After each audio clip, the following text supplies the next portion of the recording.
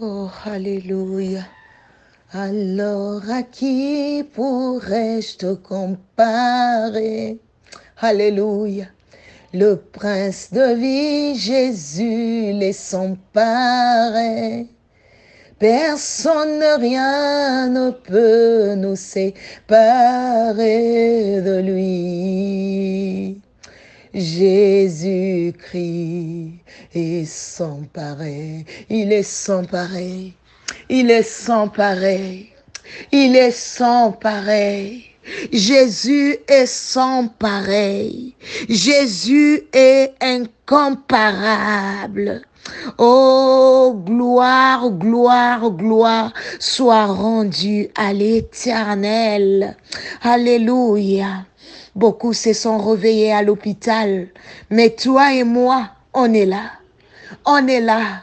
On a l'occasion de l'élever. Même toi qui pries avec nous à l'hôpital, laisse-moi te dire que la présence de Dieu vaut mieux que tout. Seigneur, regarde ce couple. Seigneur, regarde cette famille. Seigneur, regarde cette personne qui a arrêté son sommeil pour t'adresser le premier mot de sa journée. Te dire combien tu es bon. Te dire combien tu es amour. Te dire combien la personne est reconnaissante, Yahweh. Nous te célébrons et nous te disons merci.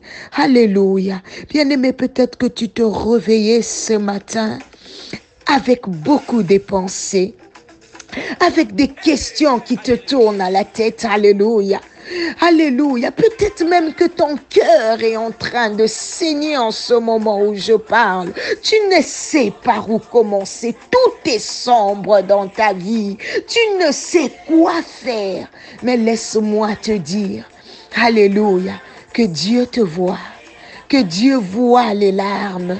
Alléluia. Dieu ressent cette souffrance, alléluia, qui est à l'intérieur de toi. Tu sais, parfois même tu t'éloignes, tu es fatigué de parler aux gens, tu es fatigué de dire à tout le monde ta situation. Parfois même tu te retires, tu vas dans ta douche pour pleurer, pour verser les larmes, tu caches ta tristesse.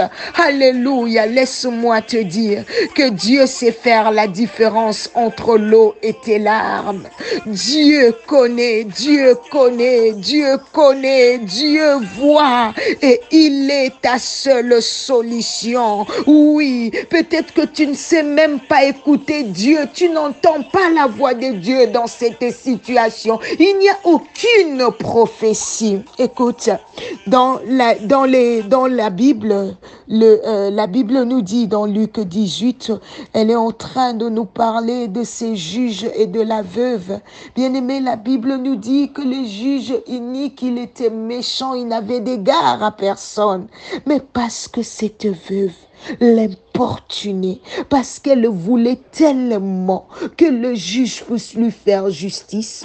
Et là, le juge a dit, je veux faire justice pour m'en débarrasser. Alléluia, parce que cette veuve m'importune, pour qu'elle arrête de m'importuner. Bien aimé, le mot importuner veut dire, alléluia, ne pas demander une seule fois. Donc, elle demandait à plusieurs fois. Bien-aimé, alors Jésus est en train de comparer cela avec Dieu. Bien-aimé, si tu importunes Dieu, Dieu va intervenir. Si tu importunes Dieu, Dieu viendra à ton secours. Jésus voulait nous faire comprendre que même si je prends l'extrême, c'est pour montrer l'efficacité, la puissance, la valeur, la place de la prière. Bien-aimé, ne te lâche pas de prier. Bien-aimé, n'arrête pas. Peu importe ta situation, quelle que soit ta faiblesse, même si tu es à l'agonie, Jésus veut dire uniquement dans ces passages que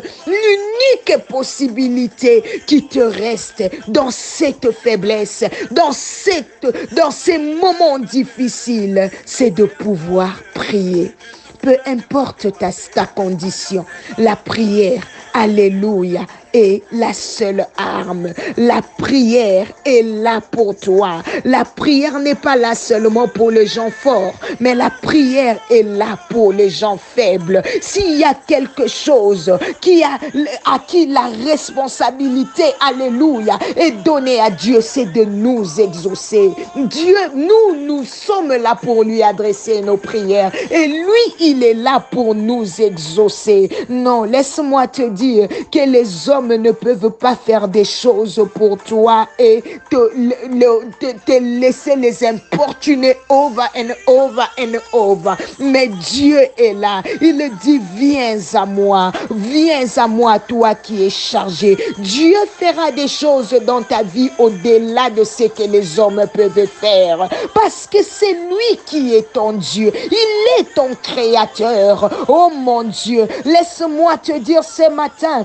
lorsque les médecins disent que c'est impossible, je viens te dire que Dieu dit que c'est possible. C'est encore possible. Lorsque les hommes ne peuvent pas te donner ce que tu veux, moi je suis venu te dire, alléluia, que Dieu te donnera au-delà de ce que aucune personne ne peut te donner. Ainsi ce matin, Dieu est capable de changer les choses pour toi. Je suis en train de voir la grâce encore une fois de la guérison toucher les vies des gens. Le Seigneur est en train d'enlever la diabète, il est en train d'enlever l'hypertension, il est en train d'enlever, alléluia, les maladies chroniques qui attaquent son peuple. Je vois quelqu'un être béni ce matin. Je vois la guérison de Dieu s'expandre dans les familles, dans une vie ce matin. Dieu te touche, Dieu te guérit. Il te guérit même de la maladie spirituelle.